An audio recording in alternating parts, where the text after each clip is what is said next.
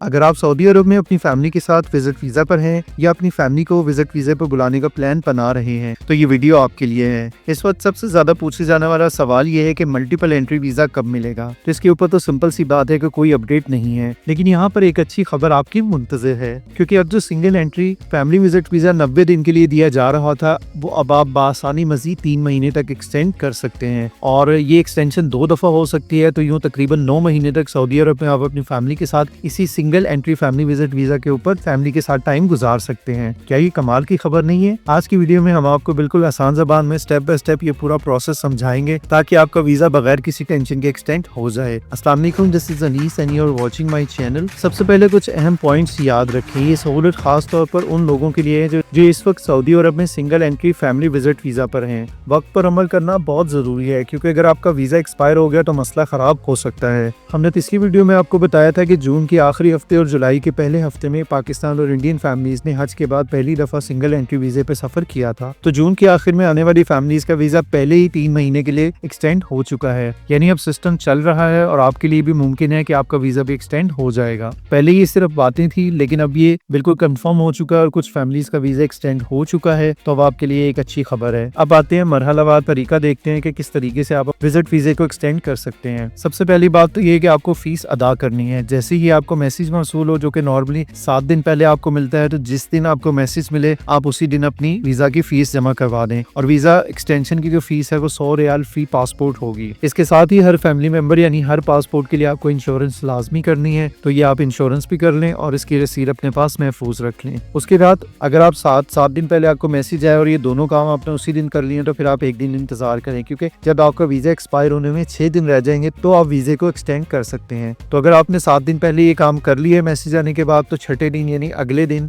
अपने Absher account में log in करें, फैमिली मेंबर्स के सेक्शन में जाएं, हर मेंबर को सिलेक्ट करें और सिंपल एक्सटेंड पे क्लिक करें। आपका वीजा एक्सटेंड हो जाएगा। इंशाल्लाह आपका वीजा अगले 3 माह के लिए एक्सटेंड हो जाएगा। लेकिन याद रखें, ये वीजा 2 बार एक्सटेंड कर सकते हैं। एक दफा की तो कंफर्मेशन हमें मिल गई है, जैसे ही 3 महीने गुजरेंगे, यानी जिस फैमिली ने पहली दफा अपना वीजा एक्सटेंड किया वो मजीद 3 माह के बाद जब एक्सटेंड करेंगे तो हमें पता चल जाएगा कि दूसरी दफा एक्सटेंशन हो रही है या नहीं। लेकिन ट्रैक रिकॉर्ड ये है कि 2 दफा एक्सटेंशन हो जाती है।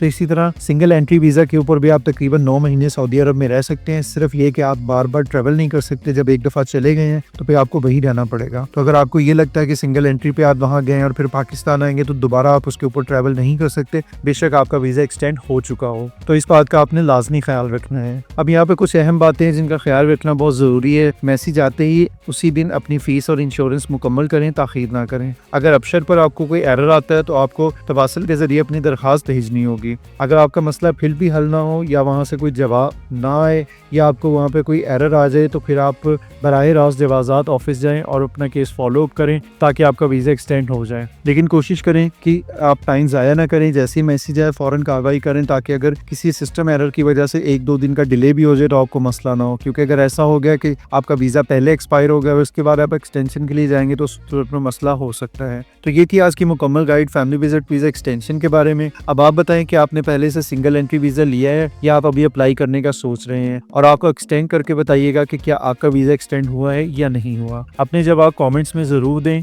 ताकि दूसरे लोगों को भी रहनुमाई मिल सके। अगर आपको वीडियो पसंद आई है तो इसको लाइक करें, शेयर करें और चैनल पर सब्सक्राइब करना ना भूलिएगा, ताकि ऐसी ही ताज़ा तरीन अपडेट सबसे पहले आप तक पहुँचे।